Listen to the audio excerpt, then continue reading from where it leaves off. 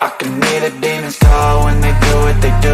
And now I feel like taking off, find a place with a view. The pain is never gonna stop if it's controlling you. I know that time can heal it all, I just gotta get through. I just gotta get through, I just gotta get through. Cause I feel like taking off, find a place with a view. The pain is never gonna stop if it's controlling you. I know that time can heal it all, I just gotta get through. Sometimes I feel like all is lost, but I know it's not true. I wanna put up all my walls cause I'm not in the mood, but then I cut myself off from the rest of the room. I know that time can heal it all if you're patient and soon it can all be worth it, all the searching. Pain is never really permanent, but damn it hurts, man. I could feel all of the turbulence and it's concerning. I've been searching for a purpose, I hope it's worth it.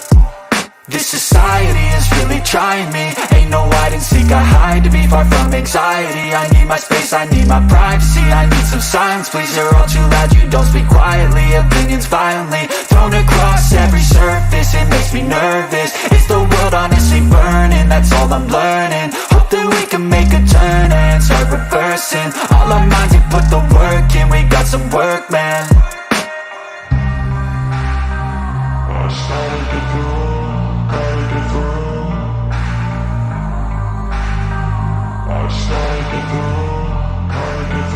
I can hear the demons call when they do what they do.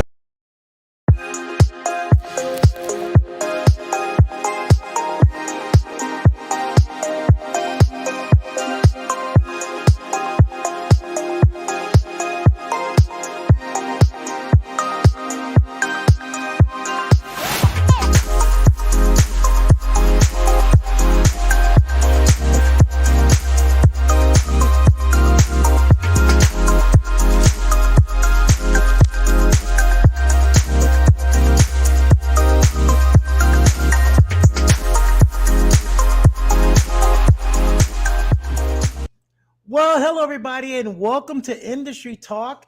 I am John Stevens, also known in some circles as Keone Stevens, your host today. And Industry Talk is our new format where we're going to have a plethora of guests for you to talk to. And what I mean you to talk to is if you leave questions in the chat, we will try to get to as many of those questions as we can. We'll have industry professionals from sports, entertainment, business, and all aspects of life talking about how they got to the level that they were, where they're going, and how you can do the same. I'm pleased to have our first guest for our first episode for this iteration of our web shows, Adeseye.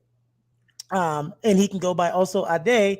What is the proper pronunciation of your name? Because you do go by both. Yeah, Adeseye or Adeseye.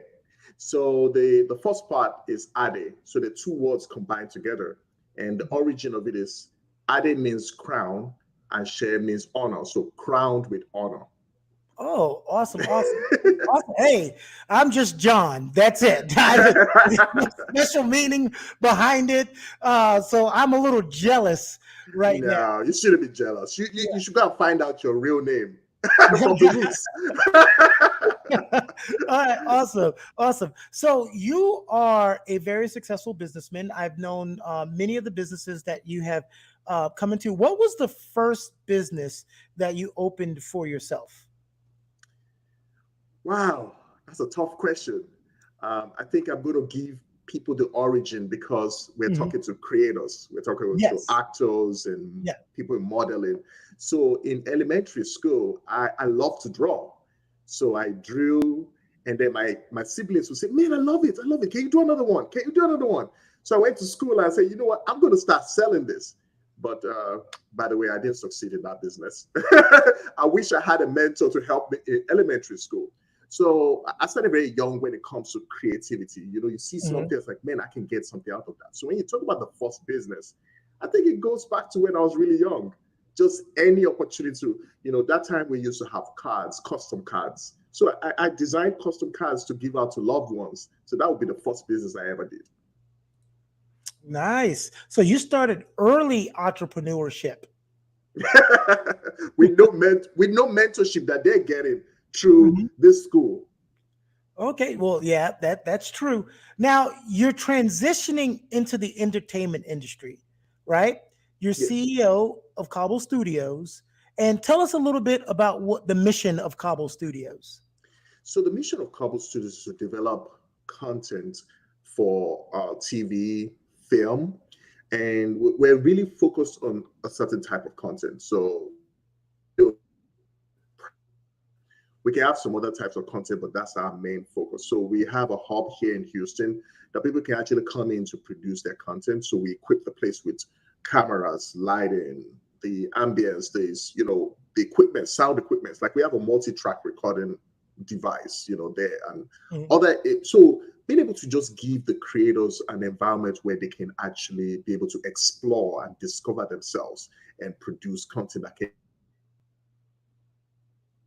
So you have a multitude of creators in your wheelhouse. So Ade, just got a message from Ade. The power flickered off where he is, but Ade allows creators in the music industry, actors, models, photographers, videographers to come to Coble Studios and present their content, which is a big push of what's going on today, especially when we talk about streaming online. We talk about the ability for someone to come into his studio and hold a virtual audition for people to come to. And when he gets back connected, we're going to talk about the struggles to doing that. Also, remember that you're able to ask questions in the chat. So you want to ask questions when we have the industry insiders on here, and they'll answer as many questions as they can get to. So he's back with us. I told him about the technical difficulties that's been happening in your area with the power flicking on off, but we're going to power through it. You have a stable where you allow all types of content creators. It's not just actors and models. And you're working with, I was telling him, you're working with musicians, people who want to produce content, artists, directors, casting directors, photographers, videographers. So you're kind of a one-stop shop for that, right? You just finished it up right there. Okay. So currently right now we have multiple projects we're running. So it's divided into two parts. So there's the internal projects we work on, and then there's projects that the community want to work on. So for instance, next month we're actually shooting in Montana a film. So it's going to be a feature film, and we're pulling all the cast and the directors and all that. So that's internal projects. Then we have external projects where a student comes in and they want to start a series, a mini series, or for instance, we host TED Talks in the space. So the environment actually gives people opportunity to develop content, more or less. Okay, sweet. Yeah. So one question I know we always get when we do these type of events was there ever a time, because it's not easy. We say it like, hey, this is what I'm doing and this is great. And everybody just thinks it just happens. Well, we know it doesn't happen like that, right? What is one of the biggest struggles you had in making this come to fruition? Ooh. Wow. Because I know you can give me a list.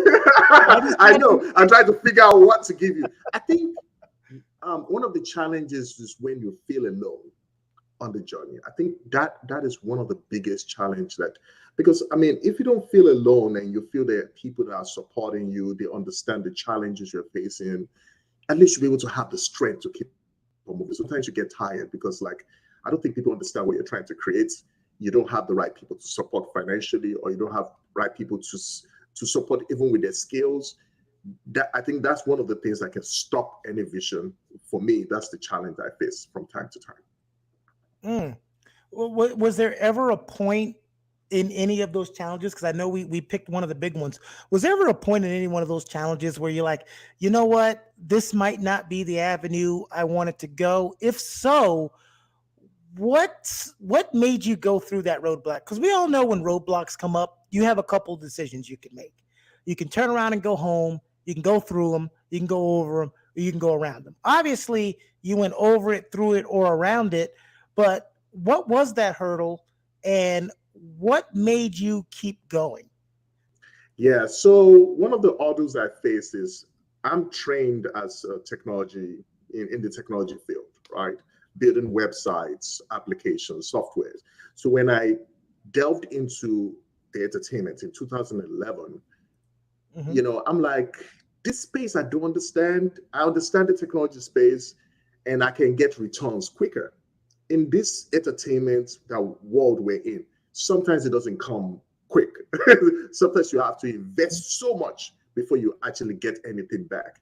You see people that made it in the industry, then you now discover that maybe you discovered them 2 years, the last 2 years, but they've been working on this craft for 20 years, 15 years, and nobody knew them. So getting over that hurdle is actually when you know that you're clear about your vision. I think one of the things I had to keep educating myself is that, what is my vision? Where am I going? Even though I'm facing these hurdles, to fight through those experiences. And so even as you listen to me, you need clarity is so important, because if you're not clear, today you do this, tomorrow you do that. You'll be bouncing over the place. You will not be consistent. So getting that clarity is so essential at the get-go, so that you can go all the way and be ready for challenges, that they will come. They will definitely come. So I hope that answered the question. I tried to. Yes. No. It actually, hey, if I ever feel the questions aren't getting answered, I always dive right. Here's one thing I know that will help a lot of the talent and or students that are watching us is the first impression, right? You have Coble Studios, you have actors that you run into, whether it's a producer, whether it's someone that's trying to utilize your service, or someone who's trying to be in a film or TV show that you are doing. What is the time that they have with you to impress with you or make you say, I want this person? Because we tell them the rule is about 3 seconds, right? But in your personal experience, what's that time frame like? You're correct. You're right about that 3-second impression, because that first time impression, what you do, what you say, your mannerism, your confidence, all that spills into the room, and you're already making the decision already. And you're hoping that maybe what they say may change it a little bit. But if it's all going downhill, then you know that, okay, this is not an option. Presentation is all about presentation. How you present it would determine the value. And if you're not confident in that value yourself, you can't sell it, because so I think maybe when we come to a point where we understand that we need to develop our value, and that is what people exchange service for. That's what people exchange money for. A lot of times we pursue money instead of pursuing our value, because if you invest into your value and you appreciate your value, then you can sell that value without, even if you're turned down, even if you have rejections, because you're confident of it, somebody's going to see that and accept you. You know what? You just said something very important about if you invest in your values instead of the money will come. If you're successful, money will come. And I think that is a driving force to people want to get out of what situation they're in so quickly. They want that success to happen overnight. And I tell people all the time, you go watch these interviews with a lot of successful people, and what do they talk about a lot? The struggles. They talk about the 5 to 7 years maybe that they spent going from here to there. And you've seen the stories of people sleeping in their car, or spending their last bit of gas money to go to an audition. It's not all, hey, I did this training and now it's going to happen for me overnight.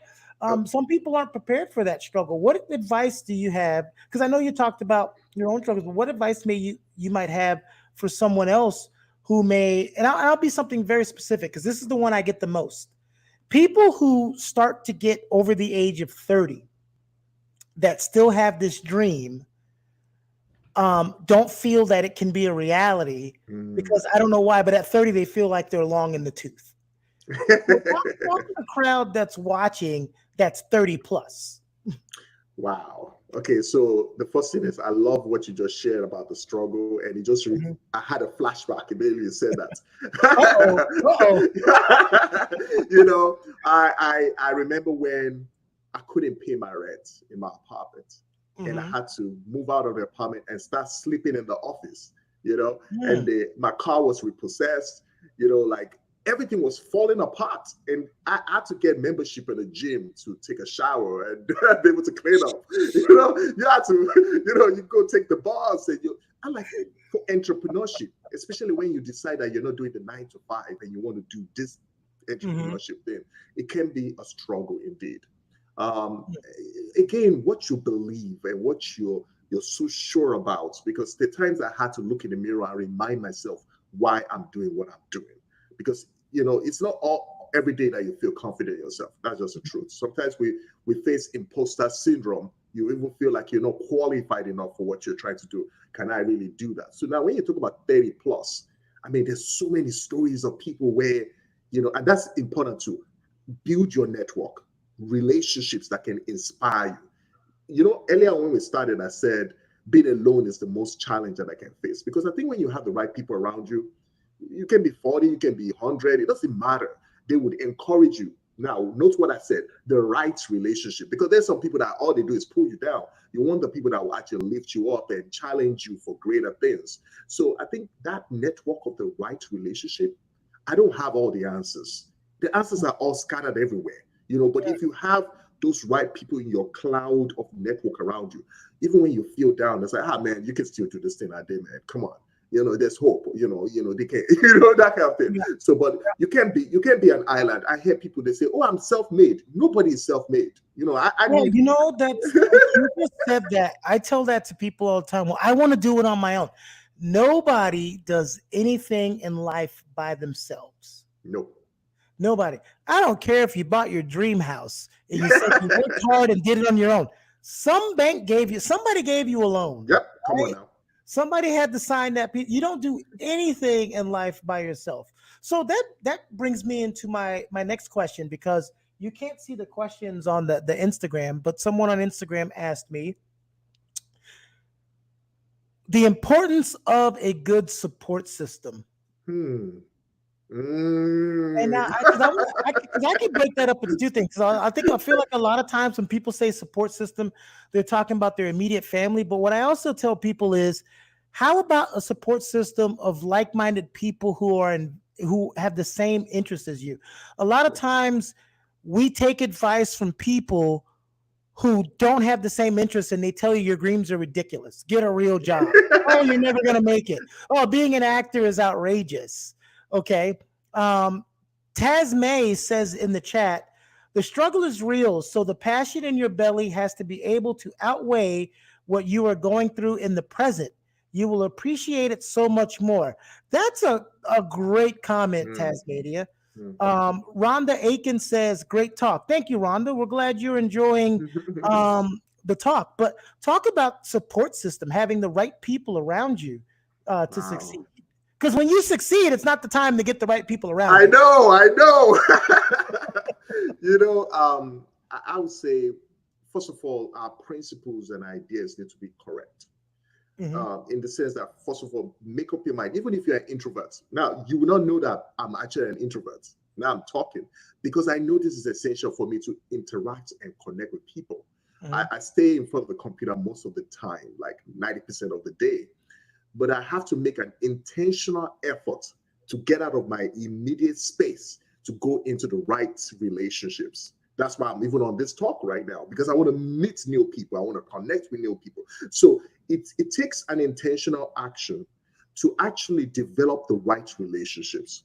Most times we fall short because we're not even thinking about it. And days pass by, and before you know it, you feel like you don't have the right network. If you don't have the right network, go look for it. Go for meetings, go for events, go, break out. Go to where things are happening in your space. Before you know it, you start building relationships. And one of the things I've learned over time is that I had a talk in Russia. I know this is a very sensitive topic right now when I say Russia. Well, you didn't do it last month, right? No, not last month. That was 2019. Yeah, and I got you. They wanted me to come over and talk about, is in the technology space, wanted me to talk about what would it require for businesses in Russia to work with American companies. Like what's the bridge? And what I focused on is relationships. Now, it's one thing to create relationship. It's another thing to maintain relationships. It's another thing to nurture relationships. Now, note those three things are really different, because you can maintain a long-term relationship and not nurture it. It's just there. But when you nurture relationship, you understand the value of relationship. Sometimes people go into relationship because they're just looking for money. It should go beyond that. You say, oh, okay, I think I'll get an opportunity. No, build those relationships. It should be a win-win relationship. You're pouring into each other. And it's not about what I'm going to get from you today. It's about what you had to me and what I will have to you right now. And it may just be, oh, I'm just saying hi. How are you doing in your business? How's things going? 10 years later, we do a multi-million-dollar business together. But it didn't happen immediately. So I think when entrepreneurs or even people that are doing 9-to-5 jobs, you need to understand the value of relationships. You can't get anywhere without relationships. Just like we were rightly saying earlier on, I said, look, you need people. You need people. So I'm building a relationship with my team. I'm building a relationship with my vendors. I'm building a relationship with clients. I'm building a relationship with people around me. It's so essential for you to be successful in these turbulent times when you're in the field of entrepreneurship. So I'll say, yeah, that's what's well. You also, and to your point, you also got to know when to end a relationship, right? A professional relationship with somebody. Everybody's not meant to be around forever, and you've got to know, especially if someone's bringing negativity into your space when you're trying to accomplish your dreams out there. Sometimes it may hurt, but you got to let that person go. Montavia Oates says to be successful is to be uncomfortable. Oh, okay. That's something. All right. Well, she's it doesn't always happen like a fairy tale, right? Yeah. Arlena Sproul says, what would you say to someone that used lack of finances as an excuse to not accomplish their goals? Wow. That's a tough one.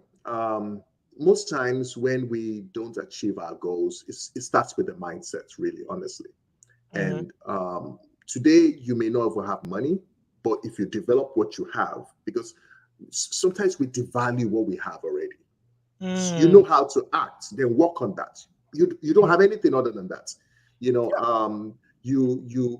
invest into what you have, and somebody may spotlight you and say, you know what, you got what it takes. I'll give a good example.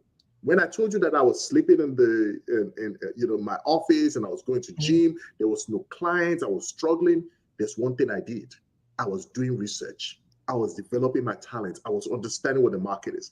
By the time that season ended, when I spoke, people were like, how did you know all these things? They're ready to exchange money for what I'm offering them. So sometimes when we're in the time when it's down, we don't have the money, we can't do these things. You have something, you have life. You have value, you have gifts, you have talent. Take that and invest into that. Well, you also use that time wisely. Money is something that can be recouped. You can get that back. Yep. All the money, I'm not telling anybody to go gamble, but if you gamble, you lose your money, you can get more money. You get paid, you spend your money, you're going to get paid again. Time is the only thing that you don't get back. Once it's gone, I remember someone once told me, you're as young as you're going to be right now. Oh, another second just passed, you're old. That's a good one. I like that. If you think about that, it's the only resource that you can't recoup, right? Yep. And once it's gone. So it's not letting, as you were saying, that struggle overtake where you're still trying to go. The only one that can lose or stop your dream is you.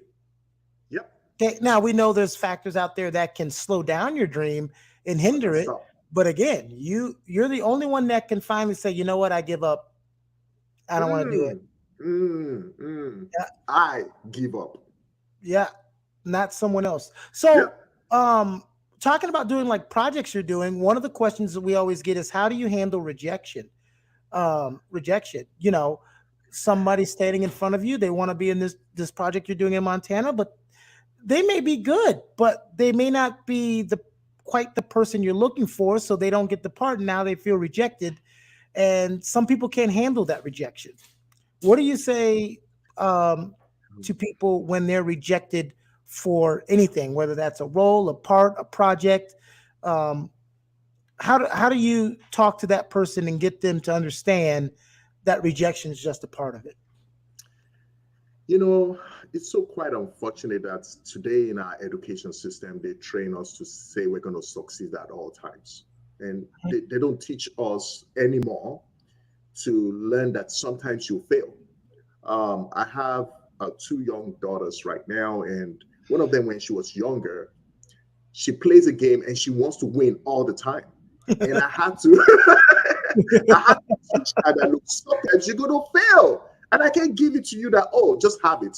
So this thing about, where because we can't overlook that, because it builds something in you to know how to deal with rejection. So right now we have a struggle in these times where people can deal with rejection so well. Is it that when I reject, I don't feel bad? Yes, I do, but I know that there's going to be another opportunity. Let me try it one more time. I remember the time when I did online business in 2000, and I think it was, let me see, maybe 12. Yeah, 2012, 13. And I put out over 60 applications for technology jobs, and every one of them was declined. 60. I mean, and I delivered that within a week. So understand how my fingers were hurting. I was in pain, and I'm like, oh my goodness, this thing's not working, And my wife was just pregnant at that time, and I was like, man, I'm working from home. I started working from home that time, okay? And I was like, man, what am I gonna do? I reevaluated the situation. I said, first of all, what am I doing wrong? Am I doing something wrong?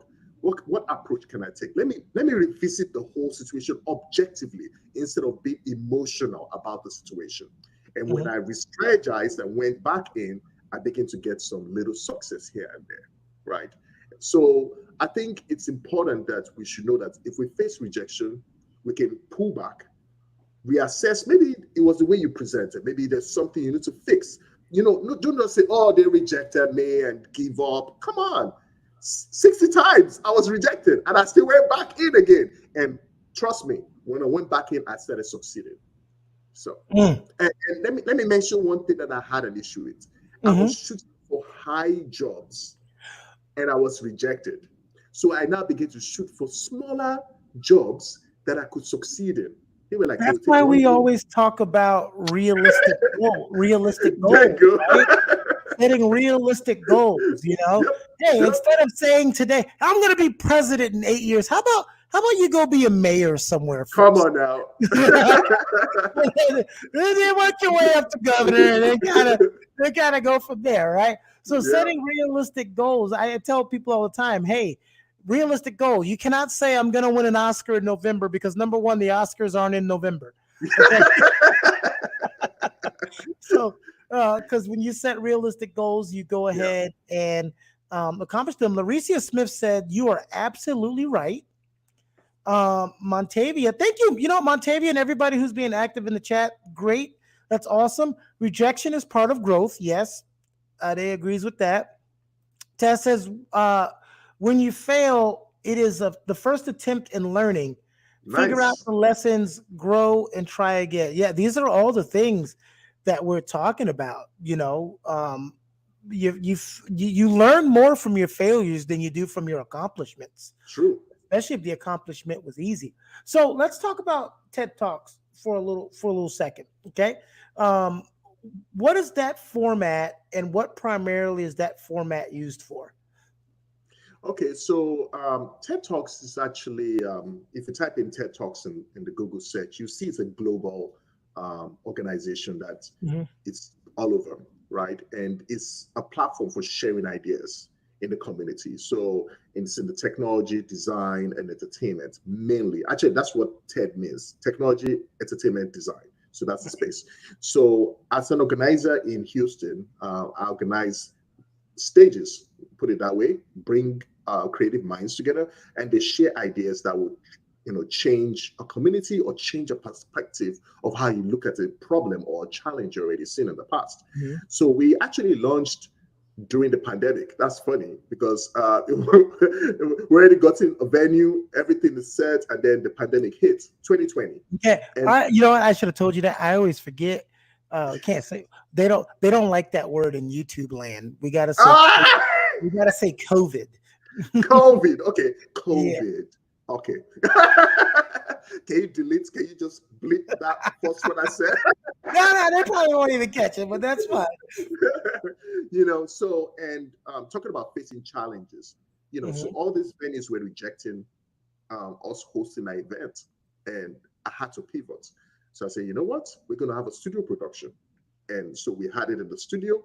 We had an hybrid experience. The speakers were in the space, and people were online attending. We had over 100 people attend, that way, and we made it a success. So right now, we actually hosting one very soon in October and then November.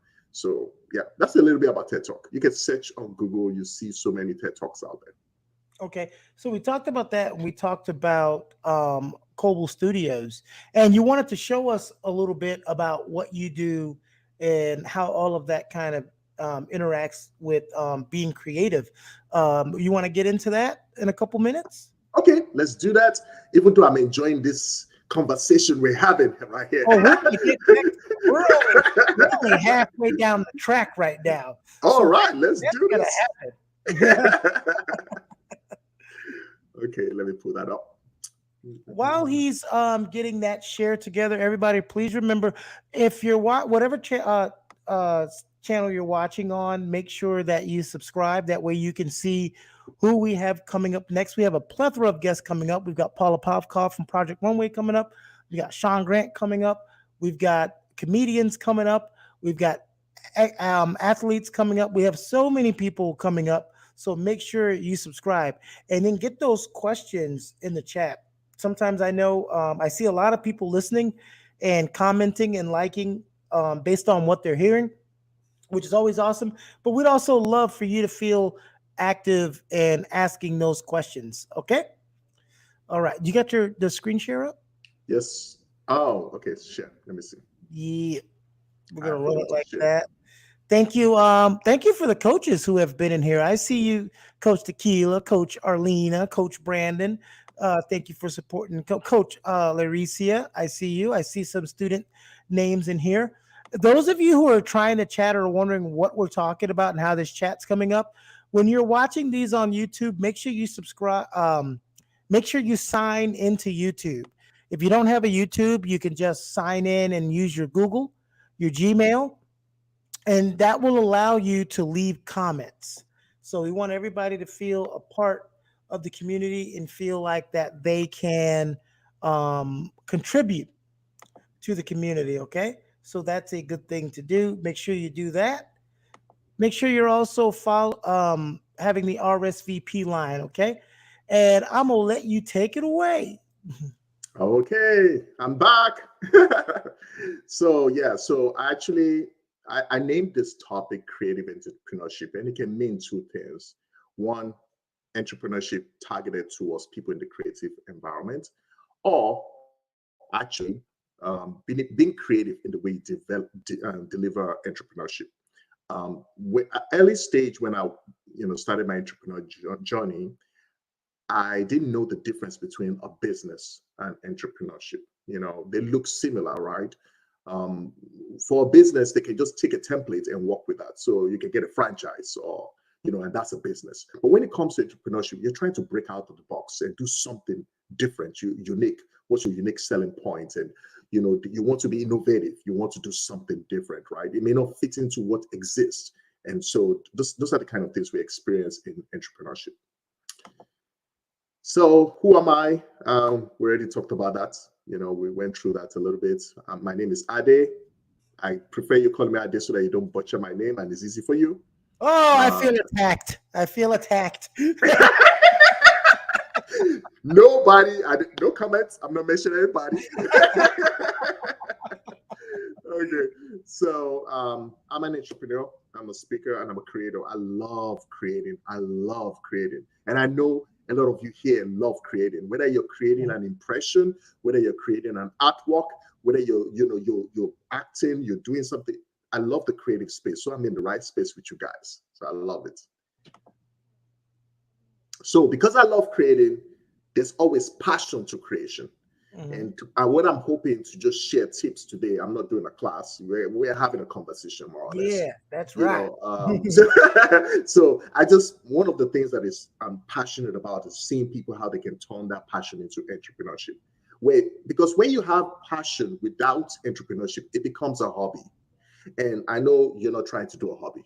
You're trying to make money. You're trying to provide for your family. You're trying to make a name. You're trying to make an impact. You're trying to be known. So the process of taking passion into entrepreneurship requires certain disciplines, certain mindsets, certain, we're talking about, when you're facing rejection, what do you do? Those kind of things, we need to learn them, even though they're uncomfortable. I like what someone mentioned earlier, being uncomfortable. We have to be uncomfortable. You may be uncomfortable with numbers. Maybe you're not very good with numbers. You have to learn it and deal with that and be able to be a good entrepreneur, because sometimes we love our creativity and want to do it our own way, and we're stuck with that way, and we're not seeing what is relevant in the community and what is relevant for the person that's trying to hire us or be our client. It's important for us to be able to pivot and change and understand, get feedback from others. That's why you need to build that robust network to help you to change.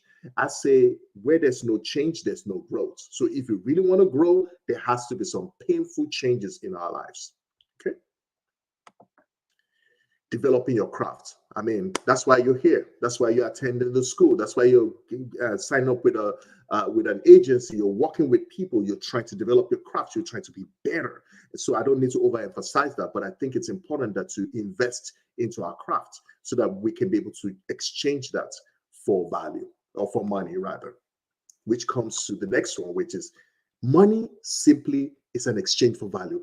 If you can just type that in the comments, I will love that. Just write, money is simply an exchange for value.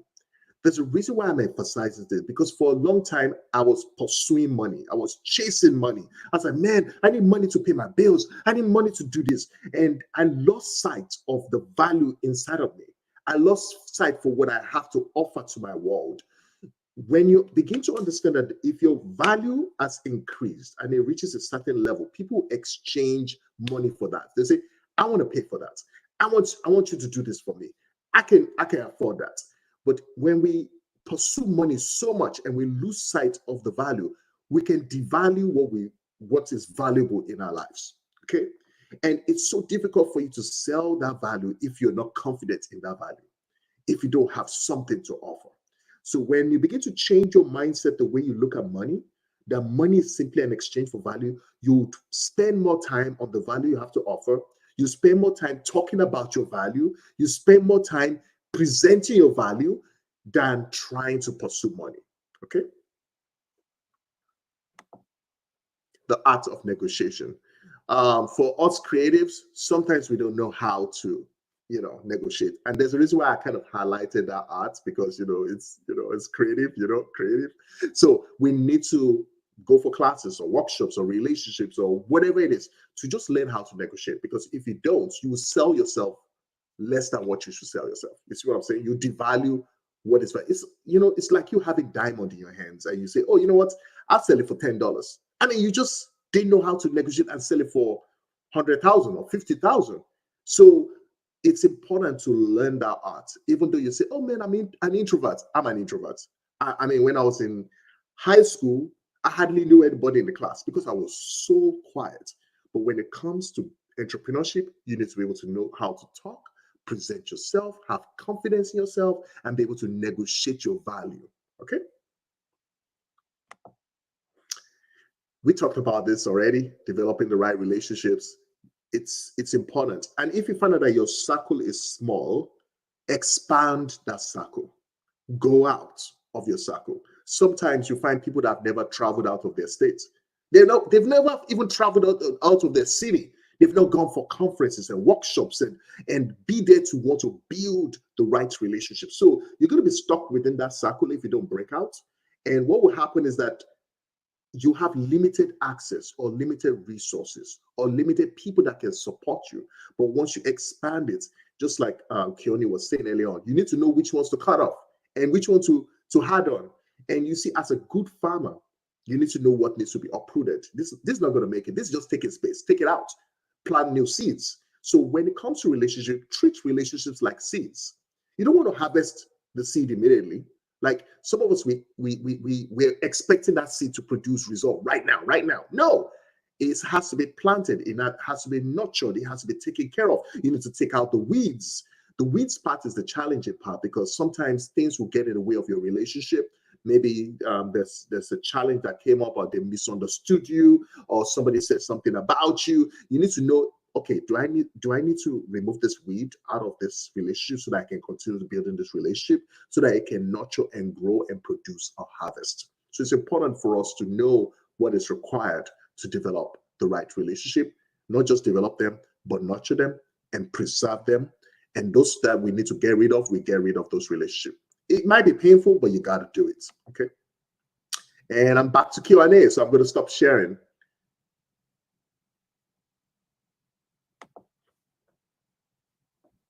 Are we there? Oh, your voice, I can't hear you, even though.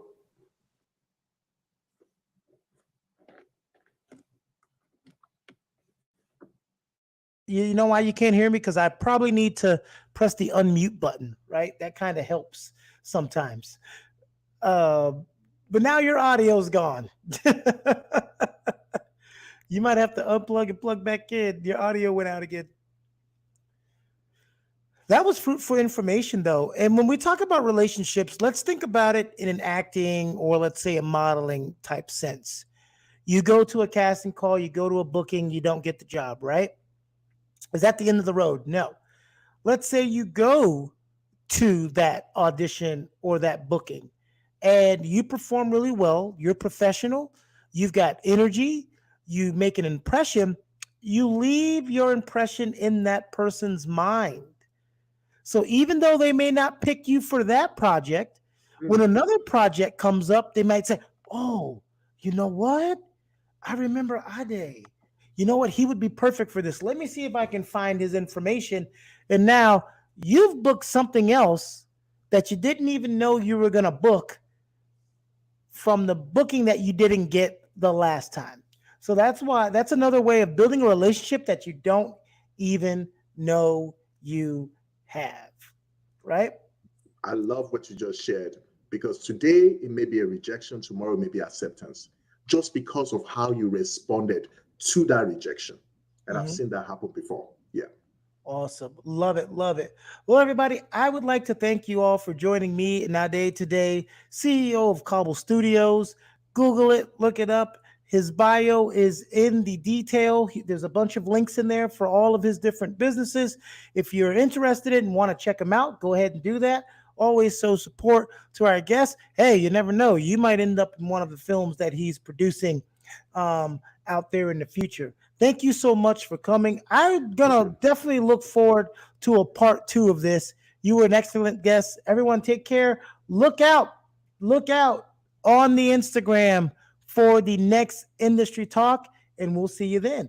Bye, everybody. Thank you so much, Keone, for this opportunity to talk with the people. It's been fun time. No problem. All right. Thank you.